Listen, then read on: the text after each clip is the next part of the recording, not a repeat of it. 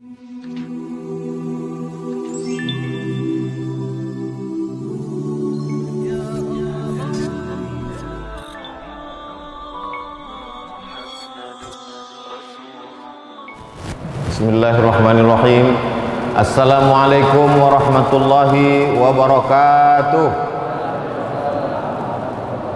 Alhamdulillah wassalatu wassalamu ala Rasulillah Sayyidina wa Maulana Muhammad ibni Abdillah wa ala alihi wa sahbihi wa man da'a bi da'watihi wa istanna bi sunnatihi ila yaumil liqa'i rabbih.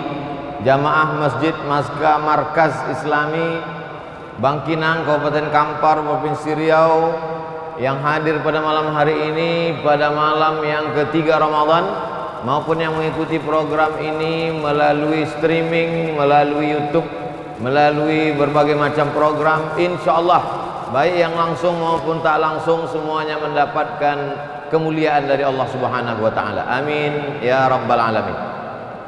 Man qama Ramadan, siapa yang menghidupkan malam Ramadan imanan wa ihtisaban, hanya karena iman kepada Allah dan hanya karena mengharapkan balasan dari Allah bukan yang lain, ghufira lahu ma taqaddama min dzambih, maka diampunkan dosa-dosanya yang lalu.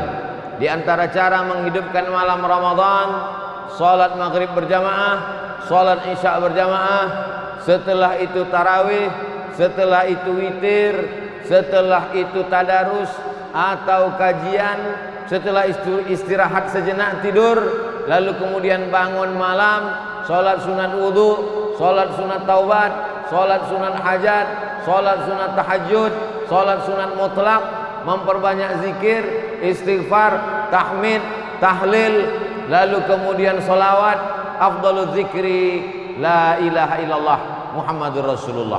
Itulah diantara yang diajarkan sunnah Rasulullah SAW supaya malam-malam ini tetap mendapatkan qiyam. Qiyam artinya tegak, artinya tidak memejamkan mata. Kalau bulan-bulan sebelumnya kita sibuk dengan tidur, maka pada malam-malam bulan Ramadan ini dihidupkan dengan amal-amal. Adapun pada malam hari ini kita akan mengkaji satu hadis Nabi Muhammad SAW. Hadis ini disebutkan dalam kitab Sunan Ibni Majah. Ada 6 kitab Ahlus Sunnah wal Jamaah yang menjadi pegangan Ahlus Sunnah wal Jamaah. 2 sahih, 4 sunan. Sahih Bukhari, Sahih Muslim. 4 sunan, awalnya Abu, akhirnya Ibnu. Abu Dawud, Nasai, Tirmidzi, Ibnu Majah. Imam Ibnu Majah Al-Qazwaini. Qazwaini dari Teluk Qazwain. Qazwain itu tulisan Latinnya Caspian Sea, Bahrul Qazwain. Bahrul Qazwain itu sekarang terletak di antara Azerbaijan dengan Rusia. Begitulah Islam. Kalau kau berilmu walaupun bukan orang Arab, maka engkau akan tetap dikenang sepanjang zaman. Imam Ibnu Majah Al-Qazwaini menulis satu kitab isinya sunnah-sunnah Rasulullah. Kalau satu sunnah, kalau 2 sunnatani, kalau banyak sunan. Sunan karena di dalamnya ada hadis-hadis Nabi, sunnah-sunnah Rasulullah sallallahu alaihi wasallam. Adapun hadis yang akan kita kaji malam ini terdapat dalam kitab Sunan Ibnu Majah, diriwayatkan dari sahabat Nabi bernama Abdus Syams, Abdu hamba, Syams matahari. Abdus Syams hamba matahari. Nama ini tak baik, mengandung syirik, maka dirubah Nabi namanya menjadi Abdurrahman. Nama ayahnya Sakhar, nama kampungnya di Yaman Daus, maka nama lengkapnya Abdurrahman bin Sakhar Ad-Dausi. Dia masuk Islam pada tahun ke-7, terlambat masuk Islam. Yang lain masuk Islam ketika di Makkah, yang lain masuk Islam menjelang hijrah. Dia masuk Islam setelah 7 tahun pindah ke kota Al-Madinah Al-Munawwarah. Datang dia dari Yaman, menyeberang sampai ke Madinah, menjumpai Nabi, masuk Islam. Tapi walaupun dia terlambat masuk Islam, dia bersama Nabi hanya 3 tahun saja. Masuk Islam tahun ke-7, Nabi meninggal tahun ke-11 bulan Rabiul Awal. Hanya 3 tahun 3 bulan.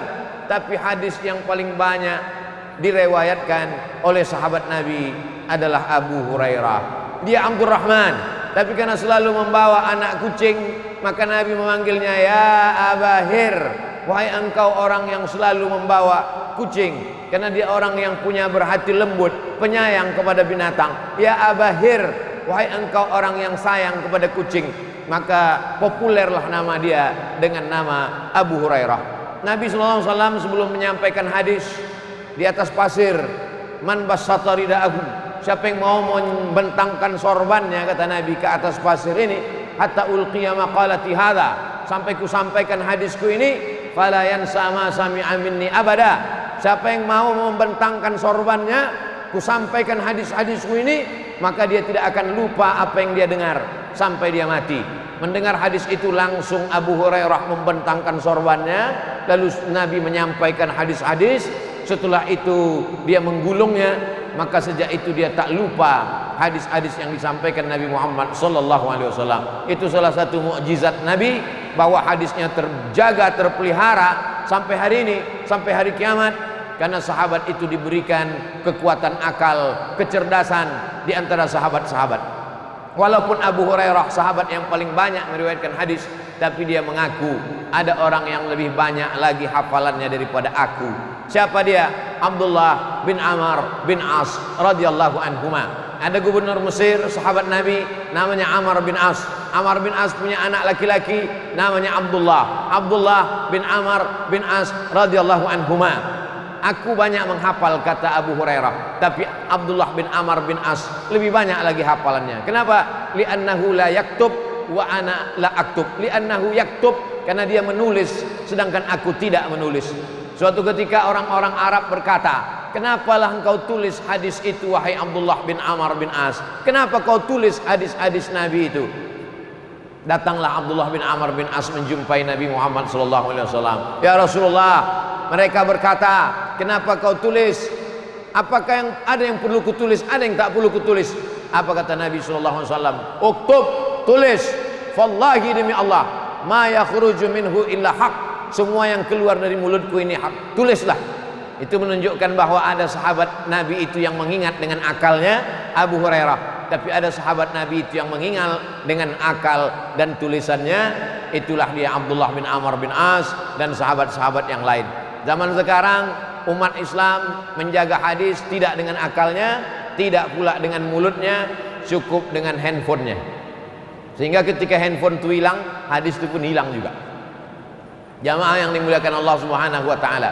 Hadisnya dalam Sunan Ibnu Majah, diriwayatkan oleh sahabat Nabi Abdurrahman bin Sakhar Ad-Dausi Abu Hurairah radhiyallahu anhu.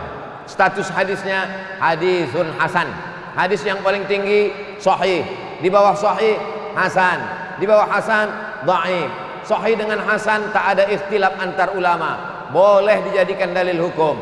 Dhaif 5 syaratnya baru boleh diriwayatkan. Bukan dalam masalah halal haram, bukan dalam masalah akidah, tidak ada periwayatnya yang kadzab, pendusta, penipu, pembohong, masih bernaung di bawah hadis sahih, dan dia untuk fadail a'mal. Kalau ada ustadz yang berceramah, Ramadan ini awaluhu rahmah, awsatuhu maghfirah, akhiruhu itqum minan nar. 10 pertama rahmat, 10 kedua ampunan, 10 ketiga jauh dari api neraka.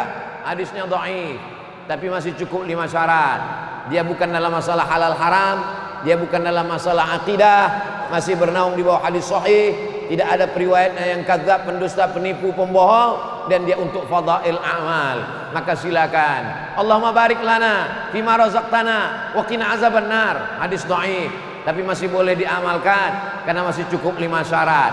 Tidak dalam masalah halal haram, bukan dalam masalah akidah, tidak ada periwayatnya yang kadzab, pendusta, penipu, pembohong, dan dia masih bernaung di bawah hadis sahih untuk fadail a'mal. Allahumma laka sumtu wa bika amantu ala rizqika aftartu bi rahmatika ya arhamar rahimin. Hadis dhaif, tapi masih boleh diamalkan karena bukan dalam masalah halal haram, bukan dalam masalah akidah, tidak ada periwayatnya yang kadzab, penipu, pendusta, pembohong, dan dia masih bernaung di bawah hadis sahih dan untuk fadail a'mal. Kenapa Ustaz ulang-ulang sampai 3 kali? Biar ingat. Diulang aja tak ingat, apalagi tak diulang. Adapun hadis yang akan kita kaji malam ini adalah inna mimma yalhaqul mu'min min amalihi wa hasanatihi ba'da mautihi. Di antara amal yang tetap menyertai seorang mukmin walaupun dia sudah mati, dicabut malaikat maut nyawanya, masuk dia ke liang lahat, dimakan cacing tanah, tapi amalnya tetap mengalir. Dalam hadis ini ada 7 yang tetap mengalir. Bagi yang mencatat, anak-anak sekolah, 7 amal tetap mengalir setelah mati menghadap Allah Subhanahu wa ta'ala. Yang pertama, ilman 'allamahu wa nasyarahu, ilmu yang diajarkan dan disebarkan. Cobalah tengoknya adilnya Nabi Muhammad SAW. Seandainya Nabi mengatakan yang mengalir itu hanya ilmu yang diajarkan, betapa sedihnya kita yang bukan buya, bukan kiai, bukan tuan guru, bukan alim ulama, bukan profesor doktor, bukan buya. Kami tak pernah mengajar, tapi di situ dibuatnya 2. Allamahu wa nasyarahu. Bukan mengajar saja, tapi ada satu lagi, nasyarahu. Apa arti nasyarahu? Share. Yang sanggup mengajar, mengajar. Tak sanggup mengajar, share. Share saja ilmu ini banyak-banyak. Like and share. Banyak sebarkan. Begitulah hebatnya. Dia bukan ustadz, bukan alim ulama, tapi ikut merekam kajian malam ini dengan kamera. Yang resmi 2, yang tak resmi banyak. Dia sebarkan. Maka itu pun ikut dalam kategori allamahu wa nasyarahu. Kira-kira Ustadz Nazri yang mengimami kita tadi, berapa murid yang sudah khatam Al-Quran dengan beliau? Berapa yang sudah hafal juz 30 dengan beliau? Berapa yang tahu idgham, ikhfa, qalqalah, gunnah bila gunnah, makhrijul huruf, sifatul huruf, bagaimana huruf fa, bagaimana huruf a, bagaimana huruf za? Berapa imam yang sudah diseleksi beliau? Berapa imam yang lulus fit and proper test kabupaten kota Pekanbaru, musabaqah tilawatil Quran? Allamahu wa nasyarahu. Kalau sudah disebut ilmu, banyak kita berkecil hati. Kami ini hanya ibu rumah tangga Pak Ustadz, kami ini hanya emak-emak Pak Ustadz. Apa yang bisa kami ajarkan Pak Ustadz? Suatu ketika saya sedang di sekolah SD saya dekat masjid. Pas azan zuhur, hayya 'alas shalah, kata muazin. Guru bertanya, apa jawab hayya 'alas shalah? Tak ada satupun di kelas yang bisa menjawab. Apa jawab kalau muazin hayya 'alas shalah?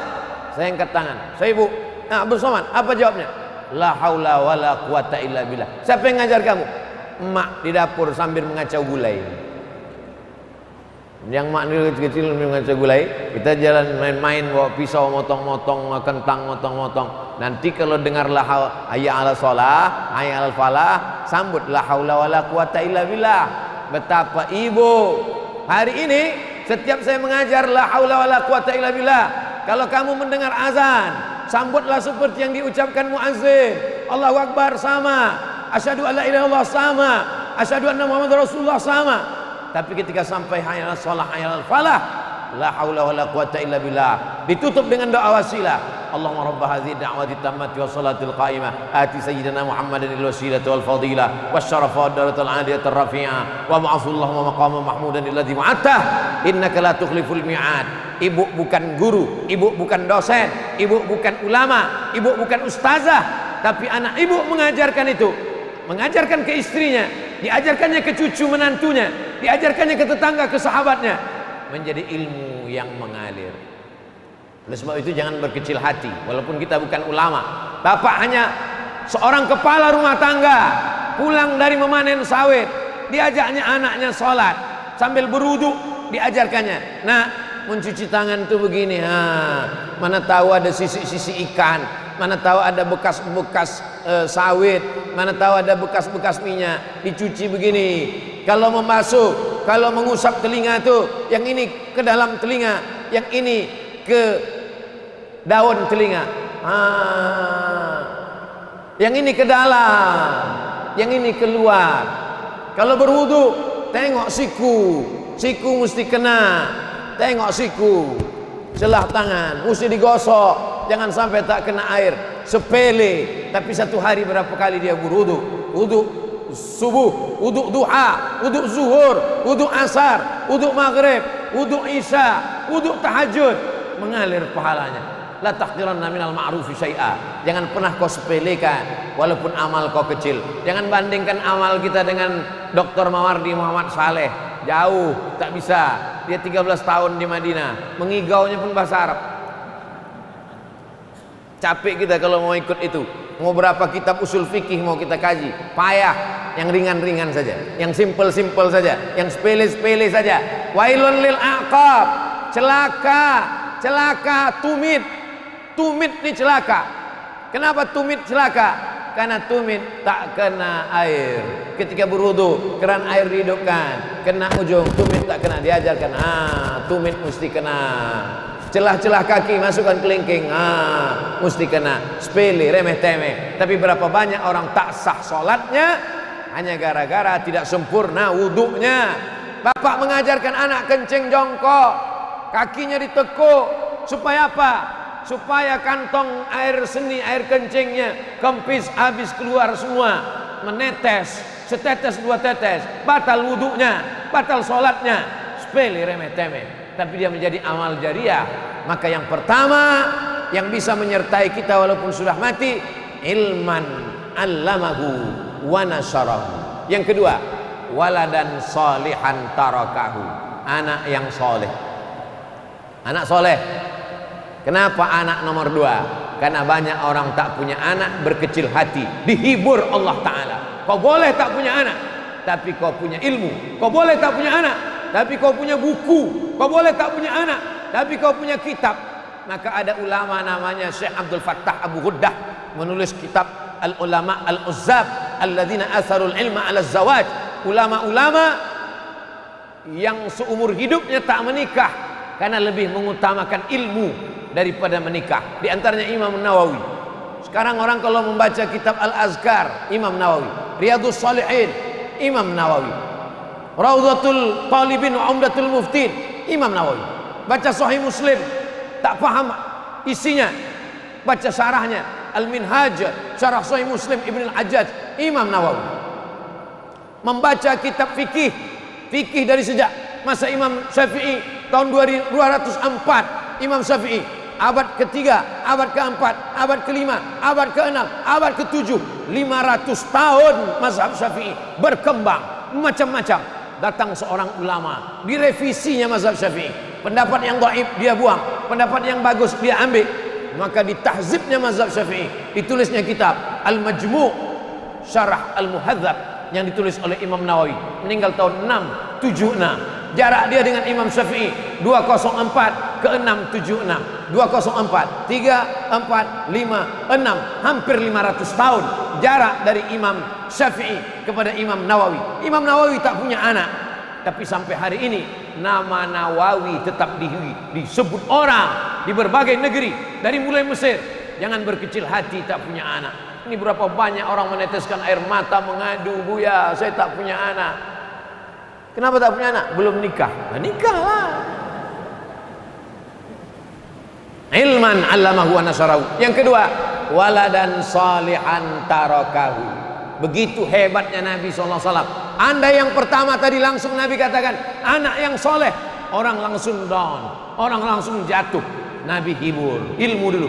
Karena ilmu semua orang bisa berilmu, tapi anak tak semua orang bisa punya anak. Maka yang sudah punya anak alhamdulillah, yang belum punya anak al-kasbu wal ikhtiar. Ikhtiar, makan kurma muda, makan jus toge, makan pokat, makan semangka, makan kacang tanah, kacang hijau, kacang merah, kacang segala kacang dimakan. Tak ada yang sulit bagi Allah. Innama amruhu idza arada syai'an ayyakula lahu kun fayakun. Semua orang mengatakan istrinya sudah mandul, tak akan mungkin punya anak. Diponis orang sekampung mengatakan mandul, tak akan mungkin punya anak. Apa yang terjadi? Umur 99 tahun, Ibrahim alaihissalam mengandung istrinya Hajar. Hajar mengandung, melahirkan anak Ismail. Umurnya 86 tahun. 86 tambah 13 tahun umur Nabi Ismail. Lahirlah Ishak dari istri tua yang sudah diponis tak akan mungkin punya anak, bisa punya anak. Oleh sebab itu jangan pernah berkecil hati. Allah Ta'ala punya kuasa. Kalau sudah tua tak juga punya anak, husnuzan sama Allah. Mungkin kalau kau punya anak, anak itu pula menyebabkan kau masuk neraka karena dia sabu-sabu, narkoba, LGBT, perbuatan virus HIV/AIDS, melakukan perbuatan umat Nabi Lut, macam-macam. Husnuzon kepada Allah. Ada yang lebih tinggi makomnya daripada sholat tarawih, ada yang lebih hebat daripada sholat tahajud, ada yang lebih hebat daripada jihad fisabilillah. Apa dia? Ridho, menerima ketetapan Allah Subhanahu wa taala. Nikah sudah, makan obat sudah, pijat refleksi sudah, totok segala totok sudah, berbagai macam usaha sudah, tak juga menghasilkan. Berarti Allah ingin menempatkan engkau lebih hebat dari punya anak soleh. Apa dia? Ridho, menerima ketetapan Allah Subhanahu wa taala. Man lam yarda bi qada'i, siapa yang tak ridho menerima takdirku, walam yasbir bi bala'i, siapa yang tak sabar menerima ujianku, falyatlub rabban siwaya, carilah Tuhan selain aku. Mau kemana kita mencari Tuhan selain Allah Subhanahu wa ta'ala? La ilaha illallah, la ma'budu bihaqqin illallah. Tak ada yang berhak sebenar-benar disembah kecuali Allah Subhanahu wa ta'ala. Jadi yang punya anak, didiklah anak dari mulai TK Quran, SD Quran, PAUD Quran, SMP Quran, SMA Quran, SMK Quran. Adapun kuliahnya terserah dia mau jadi apapun, yang penting waladan salihan tarakahu, meninggalkan anak-anak yang soleh. Apa kata B.J. Habibie, Bahruddin Yusuf Habibie, orang yang IQ-nya lebih tinggi daripada Einstein, yang hebat, lebih tinggi lagi B.J. Habibie. Tapi di akhir hayatnya apa kata dia? Kalau bolehlah aku kembali muda, kalau bolehlah waktu itu berlalu, itu bisa mundur lagi, aku akan belajar agama Islam. Dia tetap ahli pesawat, tapi dia belajar agama Islam. Tapi mantan presiden kita B.J. Habibie itu hebat. Walaupun dia bukan ahli agama Islam, tapi berapa perjuangan dia untuk Islam. Ikatan Cendekiawan Muslim Indonesia, slogan Imtak dan Imtek. Imtak iman dan takwa, Iptek ilmu pengetahuan dan teknologi. Dialah yang menggelorakan otak boleh Jerman, hatinya tetap Makkah, hatinya tetap la ilaha illallah Muhammad Rasulullah sallallahu alaihi wasallam. Ustaz anaknya kuliah di mana? Sains teknologi, jurusan komputer. Muhammad Mustafa A'zami, MM A'zami, mendapat gelar doktor dari Cambridge University, Inggris, membela Islam dari serangan-serangan orientalis. Tapi anaknya tidak jurusan hadis, anaknya bukan jurusan tafsir, anaknya bukan jurusan usul fikih, anaknya belajar komputer di Amerika. Lalu orang pun komen, masa anak profesor ahli hadis belajar di Amerika? Dia memang belajar komputer, tapi yang dia buat apa? Dia menjadi seorang programmer. Dulu orang kalau mau mencari hadis, buka Sahih Bukhari, tak dapat. Buka Sahih Muslim, tak dapat. Buka Sunan Abi Daud, tak dapat. Buka Sunan Nasai, tak dapat. Buka Sunan Tirmidzi, tak dapat. Buka Sunan Ibnu Majah, tak dapat. Buka Muwatta Malik, tak juga ada. Buka Sunan Ad-Darimi, tak juga ketemu. Buka Musnad Ahmad bin Hanbal, tak juga ketemu. Tutup kitab, hadis tak dapat, debunya dapat. Tapi begitu programmer membuat program Alfiyah 1000 kitab dalam satu CD, satu flash disk, awal dulu dalam bentuk CD Alfiyah, lalu kemudian berkembang menjadi Syamilah, awalnya 3 giga, melompat menjadi 20 giga, menjadi macam-macam sampai tera. Akhirnya orang sekarang tinggal klik, ketemu hadis, copy paste. Berapa anak-anak muda kita yang bukan jurusan tafsir, bukan jurusan hadis, tapi waladan sholihan, dia tetap soleh. Pakaiannya memang bukan pakaian ustaz, dia tidak pakai jubah, dia tidak pakai koko, bajunya biasa saja, tapi isi di dalamnya komputer yang untuk memudahkan umat Islam belajar agama Islam. Sekarang orang kalau mau baca Quran tebal sekali. Quran isinya Quran, tajwid, tafsir, asbabun nuzul. Quran, tajwid, tafsir, asbabun nuzul, tebal sekali. Saya menantang anak-anak Kabupaten Kampar, anak-anak muda yang kuliah di UIN, di Fakultas Sains Teknologi. Coba kalian buat Quran digital, cukup dengan satu barcode, satu ayat. Bisa tak kalian buat satu barcode, satu ayat? ketika Quran ini diklikkan barcode-nya, klik langsung keluar suara Ustadz Nazri. Bismillahirrahmanirrahim. Tak pula bisa mirip. Bisa tak kalian buat? Daripada dia baca tafsir tebal tak tentu arah, cukup dengan satu barcode, diklikkan langsung keluar suara Ustadz Nazri. Kalau kebetulan ayat itu tentang fikih, langsung keluar penjelasan Dr. Mawardi Muhammad Saleh. Kalau kebetulan di situ ceramahnya umum, langsung keluar suara Ustadz Abdul Somad. Saya ada juga situ kan, sampai tadi. Bisa tak kalian buat? Tantangan. Andailah saya dosen sains teknologi itu, saya bebankan setiap mahasiswa-mahasiswa, kamu dalam setahun ini kau cari kemanapun Ustadz Mawardi mengajar, di Masjid An-Nur, di Masjid Ar-Rahman, di Masjid Islamic Center, kau buat program digital terkait dengan ayat-ayat hukum, maka tinggal klik orang bisa mendengar. Kalau kau bisa buat, insya Allah nilaimu A. Ini cuman masalahnya dosennya pun tak pengajian. Ini yang jadi masalah ini. Oke lah, kita lanjut, nanti banyak dosen marah. Ilmu sudah, anak soleh sudah. Yang ketiga, mushafan warasahu, mewakafkan mushaf. Apa mushaf itu Pak Ustaz? Quran.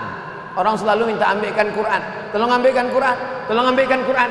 Kalau orang Arab tidak mengatakan ambilkan Quran, khudh mushaf, karena dia mengatakan itu adalah mushaf, lembaran-lembaran Al-Quran yang tersusun, maka disebut dia dengan mushaf. Quran tak ada bentuk jamaknya, kitab jamaknya kutub, fiha kutubun qayyimah. Tapi Quran tak ada bentuk jamaknya, karena Quran hanya satu. Lalu yang ada itu apa? Itu adalah mushaf, tapi dia tetap la yamassuhu illal mutahharun. Ahlu sunnah wal jamaah, bukan Mu'tazilah. Ahlu sunnah wal jamaah berpegang bahwa memegang mushaf itu pun Hanafi paling tua, Maliki nomor 2, Syafi'i nomor 3, Hambali nomor 4, mesti berwudu.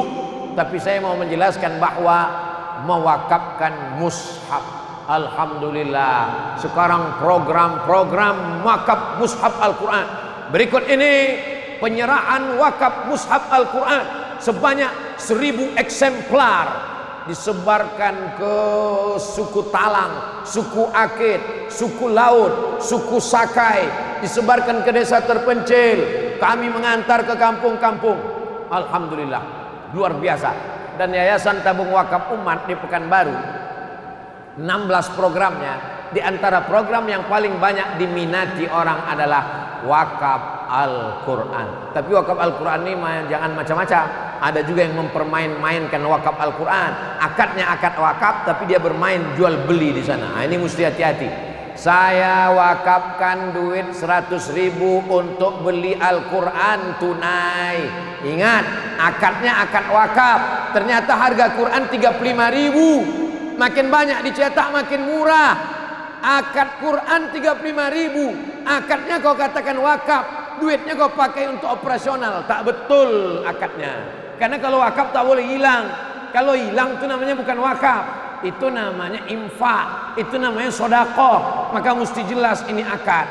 Yang membedakan antara jual beli, gadai, pinjam meminjam, letaknya pada akad. Itu maka dalam Islam itu akad fikih itu luar biasa. Jadi nanti kalau ada orang mau program wakaf Al-Quran, silakan wakaf Al-Quran, tapi jelas akadnya. Ingat, banyak orang yang berniat baik, tapi berniat baik ini disalahgunakan oleh orang-orang yang tidak baik. Tapi kita tidak pernah taubat berbuat baik. Jangan sampai hanya karena 1-2 orang yang mempermainkan wakaf, lalu kemudian kita taubat berbuat baik. Saya taubat minum khamar, bagus.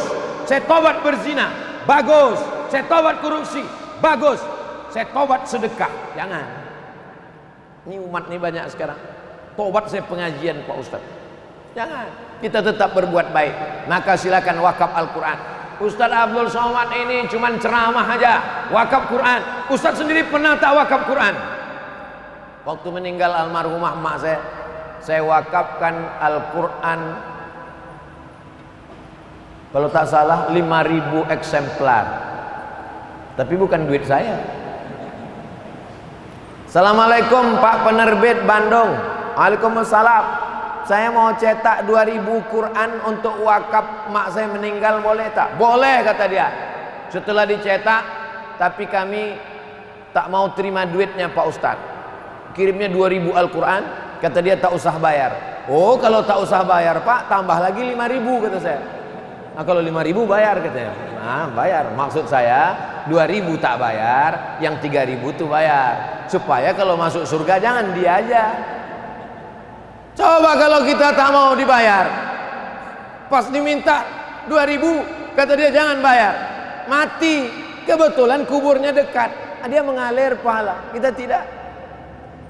Setiap pagi, setiap sore, setiap malam Quran itu dibagikan, dikirim pakai pos dari Sabang sampai Papua. Pondok pesantren ke Papua kami kirim, ke Makassar kami kirim, ke Banjar kami kirim. Supaya apa? Pesantren, rumah tahfiz, rumah Quran, anak yatim, fakir miskin, duafa, jompo. Yasin sudah terlalu banyak. Saya singgah ke masjid, ke surau, ke langgar musola, Yasin berserak-serak. Yasinnya udah hancur, fotonya yang ada, foto selfie pula tuh. Maka kalau yang selama ini buat Yasin, bukan saya katakan tak bagus, bagus, mantap, tapi udah terlalu banyak. Kalau budgetnya ada 2 juta, belikan Quran 200.000, 1 juta 5 Quran, 2 juta 10 Quran, 1 di rumah anak yatim, 1 di masjid, 1 di surau, 1 di langgar, 1 di musola. Di rumah tetap ada, jangan sampai di rumah kita tak ada Quran. Mushafan warathahu, mewakafkan Al-Quran. 4, masjidan banahu, membangun masjid. Sanggup bangun masjid dengan duit sendiri, bangun. Tak sanggup bangun masjid dengan duit sendiri, pakai APBD. Contohnya mana? Masjid ini. Masjid ini luar biasa perkembangannya. Saya pertama pulang tahun 2008, dibawa ke masjid ini ceramah. Di bawah ini ember dulu, bocor.